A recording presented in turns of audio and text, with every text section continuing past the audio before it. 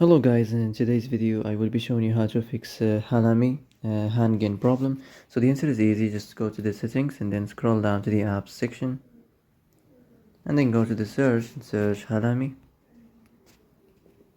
and then go to the storage, and here you will find this clear cache option. Click on it. Now you can go check it if it worked, and if it didn't you can try to restart your phone or turn the Wi-Fi off and on, or the Bluetooth or the airplane mode.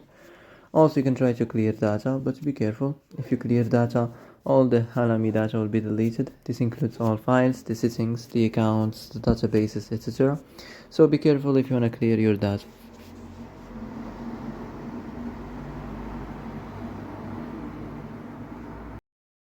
And that's it for today's video. I hope this is the answer you've been looking for. If you like this video, don't forget to like and subscribe, and see you in the next video.